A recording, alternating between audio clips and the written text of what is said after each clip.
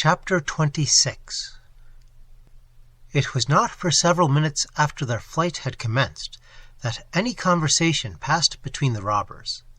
Their horses flew on like wind, and the country through which they rode presented to their speed no other obstacle than the occasional hedge, or a short cut through the thickness of some leafless beechwood. The stars lent them a merry light, and the spirits of two of them, at least, were fully in sympathy with the exhilaration of the pace and the air. Perhaps in the third, a certain presentiment that the present adventure would end less merrily than it had begun, conspired with other causes of gloom to check that exultation of the blood which generally follows a successful exploit. The path which the robbers took wound by the sides of long woods, or across large tracts of uncultivated land.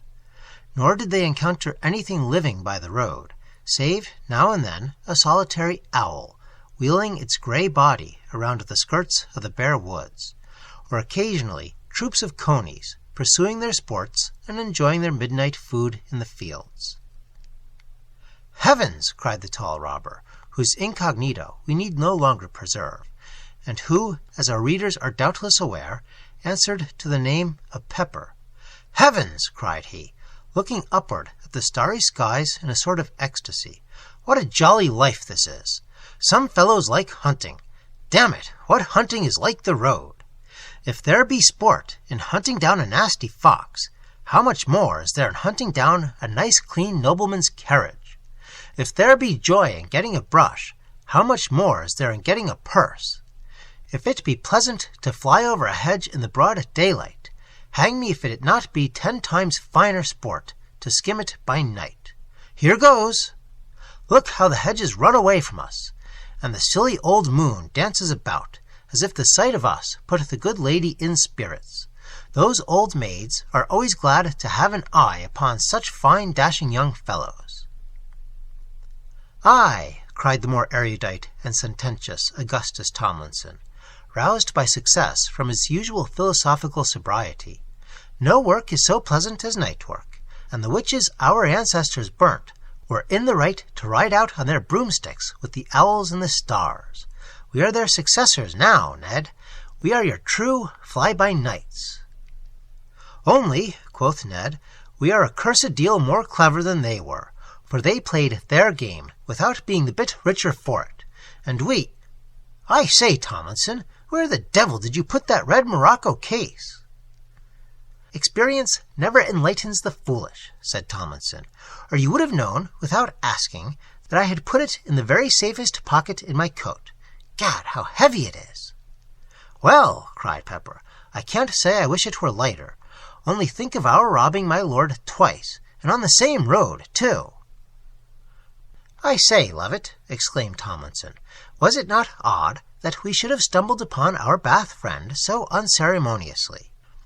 Lucky for us that we are so strict in robbing in masks. He would not have thought the better of Bath company if he had seen our faces." Levitt, or rather Clifford, had hitherto been silent.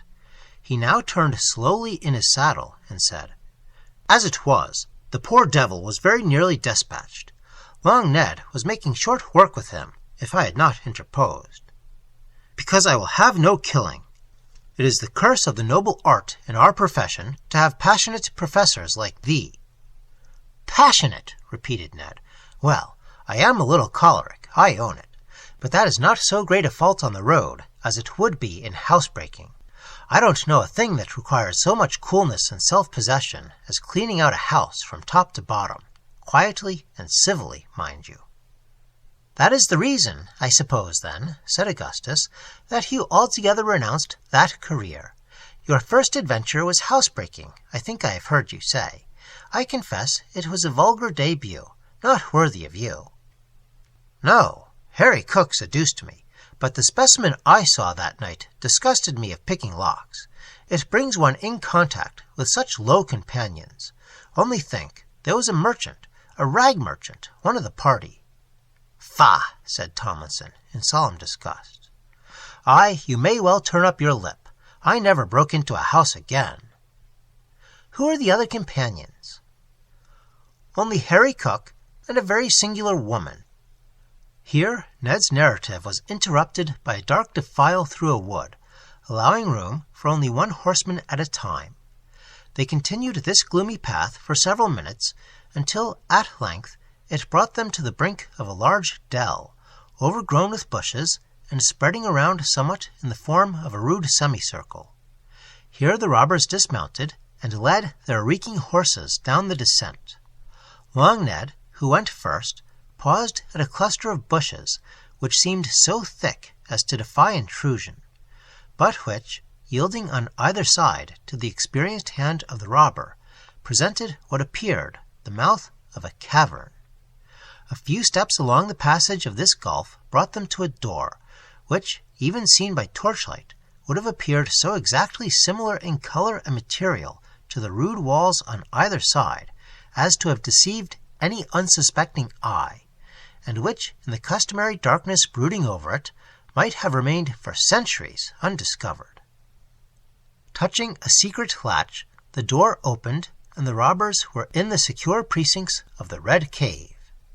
It may be remembered that among the early studies of our exemplary hero, the Memoirs of Richard Turpin had formed a conspicuous portion, and it may also be remembered that, in the miscellaneous adventures of that gentleman, nothing had more delighted the juvenile imagination of the student than the description of the forest cave in which the gallant Turpin had been accustomed to conceal himself, his friend, his horse, and that sweet saint who lay by Turpin's side. Or, to speak more domestically, the respectable Mrs. Turpin. So strong a hold, indeed, had that early reminiscence fixed upon our hero's mind, that no sooner had he risen to eminence among his friends than he had put the project of his childhood into execution.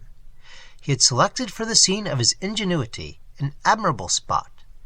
It was a thinly peopled country, surrounded by commons and woods, and yet, as Mr. Robbins would say, if he had to dispose of it by auction, within an easy ride of populous and well-frequented roads, it possessed all the advantages of secrecy for itself and convenience for depredation. Very few of the gang, and those only who had been employed in its construction, were made acquainted with the secret of this cavern, and as our adventurers rarely visited it, and only on occasions of urgent want for secure concealment, it had continued for more than 2 years, undiscovered and unsuspected. The cavern, originally hollowed by nature, owed but little to the decorations of art. Nevertheless, the roughness of the walls was concealed by a rude but comfortable arras of matting.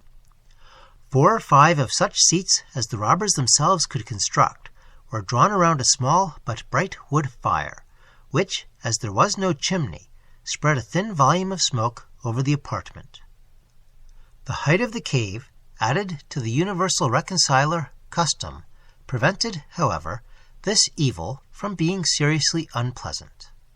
And, indeed, like the tenants of an Irish cabin, perhaps the inmates attached a degree of comfort to a circumstance which was coupled with their dearest household associations.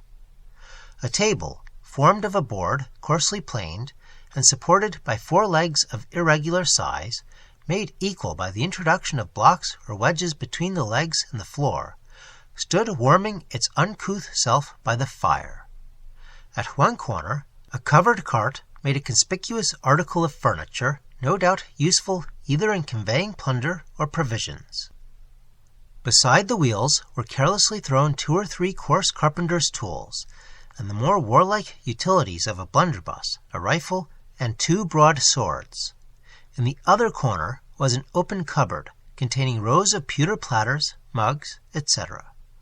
Opposite the fireplace, which was to the left of the entrance, an excavation had been turned into a dormitory, and fronting the entrance was a pair of broad, strong wooden steps ascending to a large hollow about 8 feet from the ground. This was the entrance to the stables, and as soon as their owners released the reins of the horses, the docile animals proceeded one by one leisurely up the steps in the manner of quadrupeds educated at the public seminary of Astley's, and disappeared within the aperture.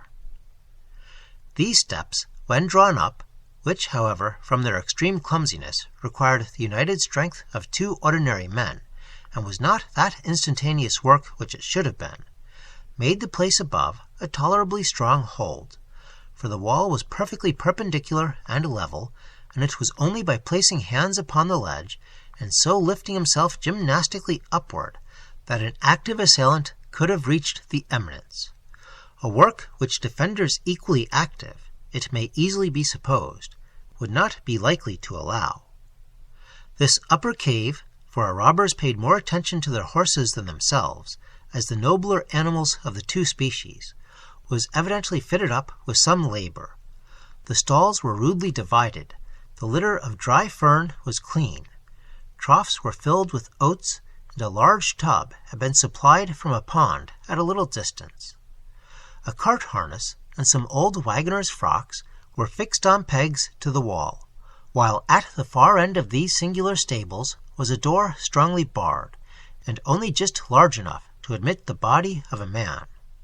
The Confederates had made it an express law never to enter their domain by this door, or to use it except for the purpose of escape, should the cave ever be attacked, in which case, while 1 or 2 might defend the entrance from the inner cave, another might unbar the door, and as it opened upon the thickest part of the wood, through which with great ingenuity a labyrinthine path had been cut, not easily tracked by ignorant pursuers, these precautions of the highwayman had provided a fair hope of at least a temporary escape from any invading enemies. Such were the domestic arrangements of the Red Cave, and it will be conceded that at least some skill had been shown in the choice of the spot, if there were a lack of taste in its adornments. While the horses were performing their nightly ascent, our 3 heroes, after securing the door, made at once to the fire, and there, O reader, they were greeted in welcome by one, an old and reverend acquaintance of thine, whom in such a scene it will equally astound and wound thee to re-behold. Know, then, but first we will describe to thee the occupation and the garb of the august personage to whom we allude. Bending over a large gridiron, daintily bespread with steaks of the fatted rump, the individual stood, with his right arm bared above the elbow, and his right hand grasping that mimic trident known unto gastronomers by the monosyllable fork. His wigless head was adorned with a cotton nightcap, his upper vestment was discarded, and a whitish apron flowed gracefully down his middle man. His stockings were ungartered, and permitted between the knee and the calf interesting glances of the rude carnal. 1 list shoe and 1 of leather manufacture cased his ample feet. Enterprise, or the noble glow of his present culinary profession, spread a yet rosier blush over a countenance early tinged by generous libations, and from beneath the curtain of his pallid eyelashes, his large and rotund orbs gleamed dazzlingly on the newcomers. Such, O reader, was the aspect and the occupation of the venerable man whom we have long since taught thee to admire. Such, alas for the mutabilities of earth, was. A new chapter can only contain the name.